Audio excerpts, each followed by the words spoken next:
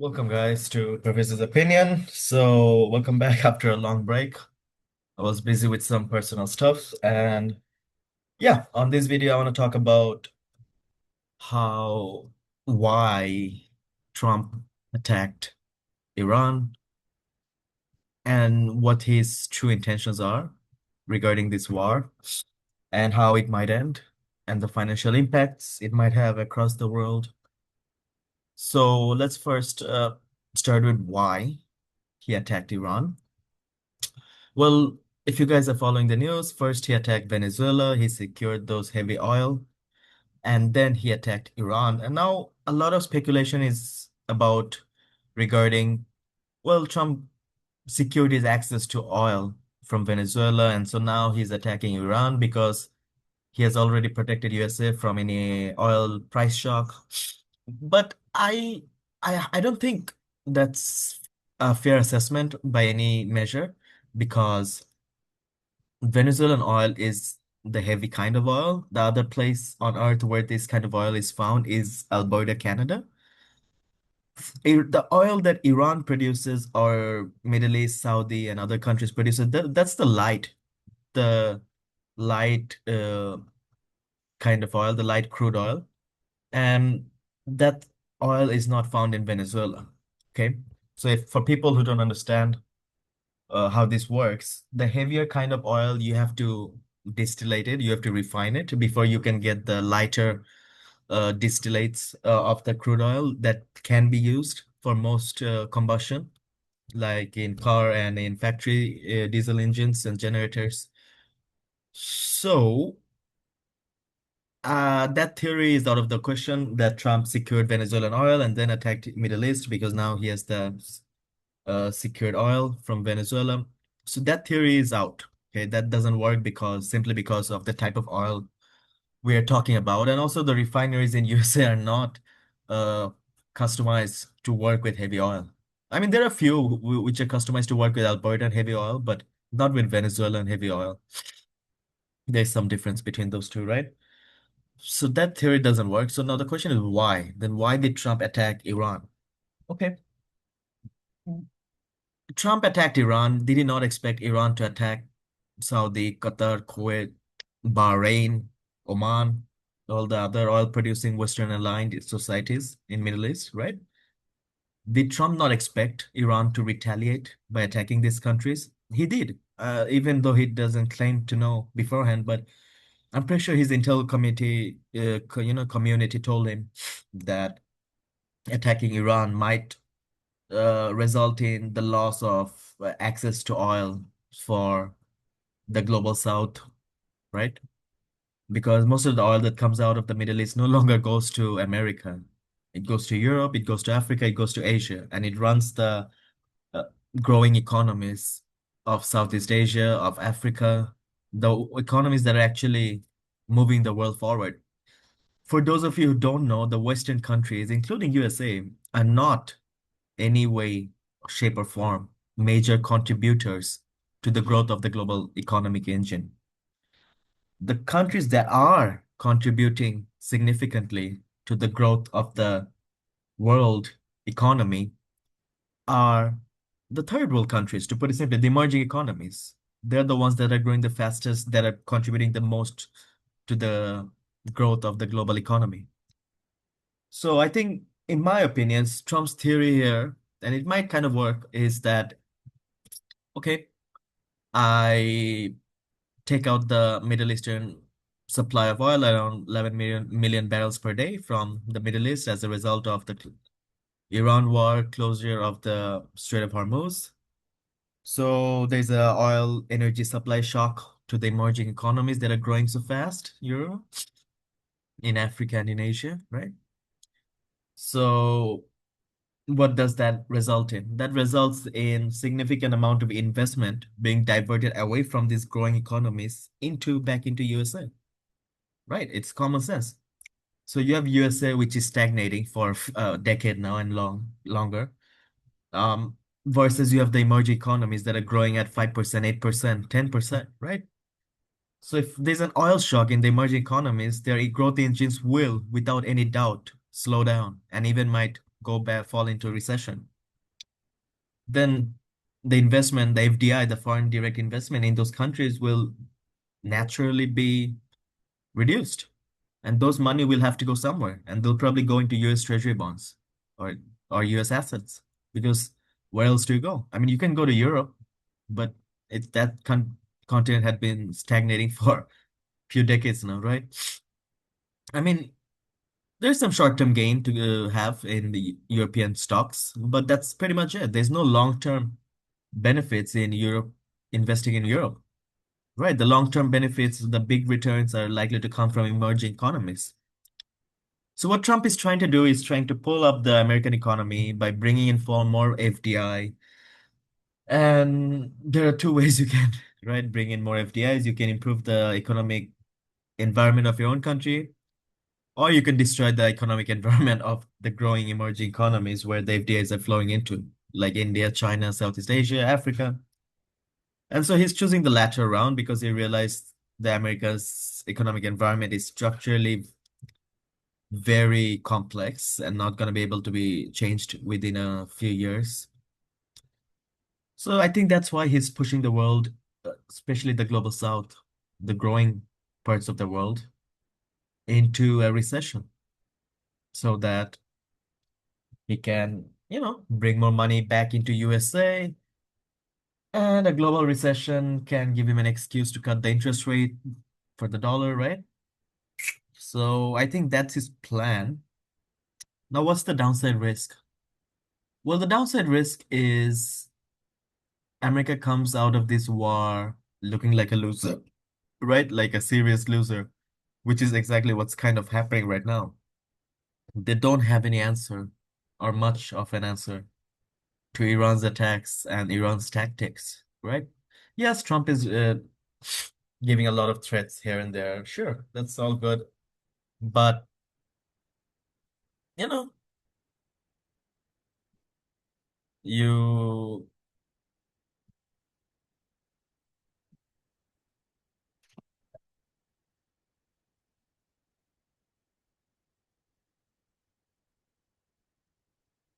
I mean, can you actually successfully push the emerging economies into a recession by doing this war with Iran? I highly doubt it. I highly doubt it because the global south is much stronger than before, and they can get access to alternative oils and then gas supplies from Russia through China, right? So there are alternative. There is an alternative economic environment that the America and Western allied countries do not have access to or do not have good knowledge about. So, I mean, the facilities that are being destroyed in Middle East right now, the energy facilities, they'll take years to recover, right? And by that recovery phase, by the end of the recovery phase, which will probably take a few years, I think the global south and the emerging economies will be able to find alternative sources from Russia, China. So yeah, I highly doubt that this is going to be a completely well thought out, well executed plan from Trump. I mean, it's working short term. Like short term, sure, the emerging economies are feeling the pinch. But in the long run, they're just going to have the emerging and the global south economies more isolated from the Western environments, the Western economies, right? So I think that's because the biggest import of the global south and the emerging economies is energy. They have a lot of people, but not enough energy.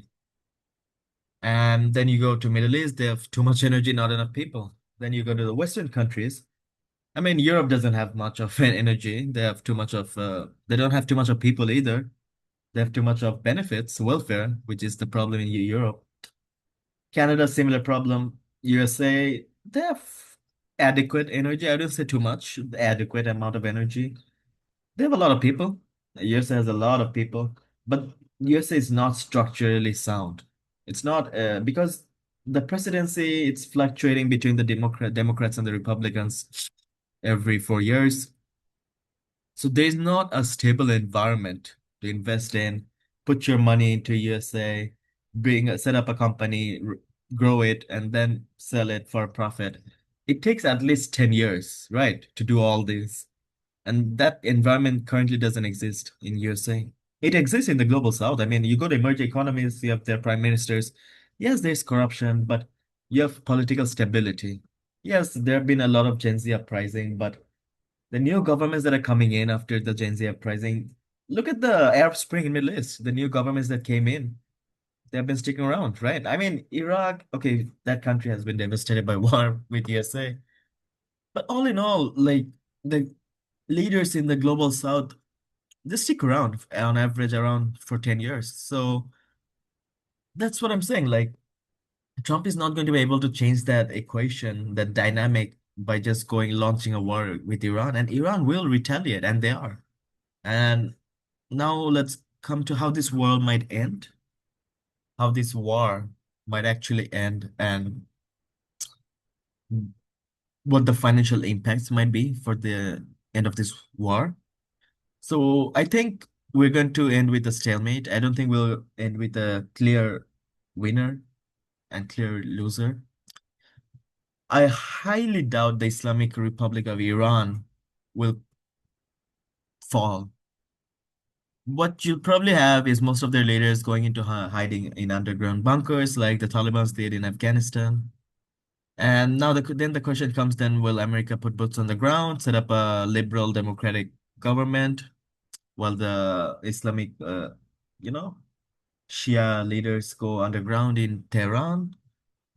Um, you can do that, right? You can set up an underground bunker,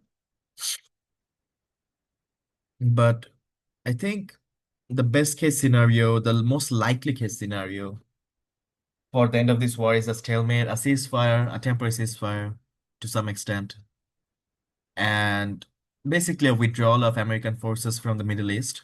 I think the Central Command, the CENTCOM of USA will move from Bahrain, Qatar to Israel. And I think that's what Israel's objective is, to bring the American military forces into their country to prevent any future attacks, right? And so I think what going to see is a withdrawal of American forces, both troops and military assets from the Middle East, Gulf countries to Israel. So you're basically withdrawing into the West, right?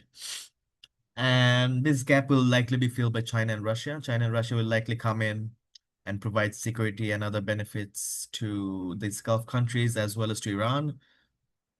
And in terms of the energy shock to the global south, I think Russia will help Iran to provide access to, I think China will help as well to help Iran to create pipelines through Iran, through the stance, right? The Central Asian countries into China and into Asia, into Southeast Asia, to provide an alternative energy supply link to Southeast Asia.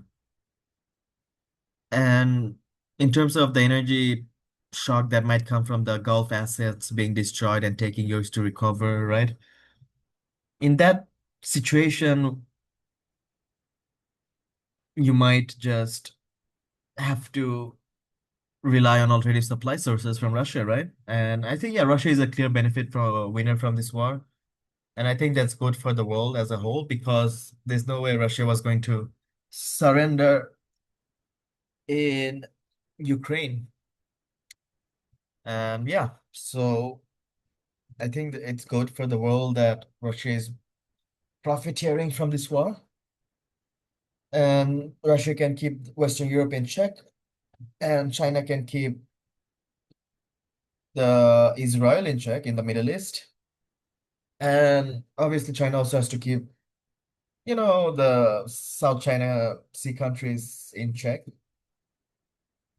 and the Pacific Ocean in check. So China has a lot of responsibility. And so I think Southeast Asian countries, African countries that are aligned with China are going to have to bear some of the responsibility. In return, they'll get secured access to energy supplies through China. And China has options. Don't get me wrong, China has a lot of options. Even if the energy assets in the Gulf are destroyed and they might take years to recover, Chinese firms can come in and do wonders. They might be able to recover those assets within months, if not weeks, right? So I think that's the likely scenario. You're likely to see Gulf states moving toward permanently moving towards China and Russia, and you're likely to see the Western assets being withdrawn into Israel, and you're likely to see Western assets being withdrawn from Eastern Europe into Western Europe. So yeah, you're basically seeing the beginning of the decline, beginning of the end of the Western Empire, right? And it usually starts with, like I said, a sudden bump in the value of the currency before the eventual crash, and a steady, slow, and sometimes violent withdrawal of the forces. And that's what you're saying. In some cases, America's military is withdrawing peacefully, like in Afghanistan. And in some cases, they're withdrawing, but they're putting up a final fight before withdrawing just to, put up a face, just to protect their pride, right? In some form, which is what you're saying in Iran. In terms of Southern Hemisphere or like Southern American Hemisphere, like I think people underestimate just the power of the cartels in Southern America and South America. And I highly doubt Trump will be able to achieve much with bullets and guns over there. So, and America has a problem in the north as well. And Canada is not going to forget America's betrayal this time around, right? So America has problems all across, and Canada is much more aligned with Russia than what most people think. Canada has a lot of Russian influence inside the country, and I've lived in Canada, so I know. So Canada is unlikely to align with USA in the future. So America has problems. Sure, they have a lot of resources in their own country, but they also have a lot of structural issues in their country that are not likely to be solved by democratic voting. There's likely the only way America's structural issues, whether that's racism, lobbying, the growing wealth inequality, and the loss of the American dream, whatever you name it. These issues are likely to be solved only through a civil war and a revolution, and unlikely to be solved through so-called democratic voting, which is not democratic at all. So, yeah, that's my prediction for how this war might end. In terms of the stock markets, I think emerging economies, the global south stock markets are still a good bet for the next 5, 10, 15 years. And it's all about reference. So if you see the overvalued Western economic stock markets crashing, what that usually signals is money flowing out of that, and then money has to go somewhere. It will likely go into bonds, highly unlikely given the economic balance sheet of Western economies, or it will go into inflation hedge assets like gold. Again, there's a limit to how much gold asset you want to hold, whether that's physical or virtual position, doesn't matter. There's a limit because, like I said, whenever there's a shifting of the global currency order, which is what's likely to happen in the next few decades, gold fluctuates rapidly. And you can look at the gold price during the First and Second World War to see why, right? There's a reason why FDR fixed the price of the gold at, I think, $35 an ounce because he wanted to promote the dollar. And the reason he was able to do it is because he held most of the world's gold back then. I don't know if that's the case anymore. I highly doubt that's the case anymore. Um, so yeah, other than that, I mean, I think the globally emerging stock markets are still gonna have a wild bull run this year, next year. And I don't think Trump will be able to stop it with this war. And look, I think people are forgetting there's a World Cup in USA in the summer, this summer. And then you have the midterm election coming up in November this year in USA. And yeah, so I think Trump wants to get all his crazy activities done before the midterm election because after that, Republicans are likely to lose the House. So yeah, I think good times are coming for the global emerging market stock markets. You just have to hold, especially this year. I think you have to hold, and yeah, after that we'll see. We'll see what happens. Yeah. So that's it for this video, guys. And I'm sorry I've taken a break from posting any video on my channel, but I've been busy with other things. And yeah, I'll try to be more regular from now on. And if you guys haven't noticed, I started a new startup called Quant Tiger AI. You can go to the LinkedIn page, just type Quant Tiger AI and you'll find the page. And yeah, follow our page. We give some forecasts on the Dhaka Stock Exchange and global economies as well. So yeah, I'd appreciate if you guys. There's a link to that page in this YouTube in this video description. So feel free, follow the page on LinkedIn page. If you guys want to add yourself to the email subscription list for Quant Tiger AI, then yeah, feel free to drop your email ID in the comment section of this video and I'll add you to the subscription list. It's free. We have quite a few subscribers, important people for industry leaders, not just from Bangladesh, but from around the world as well. So yeah, that's it for this one. I'll talk to you guys in another video. Until then, peace.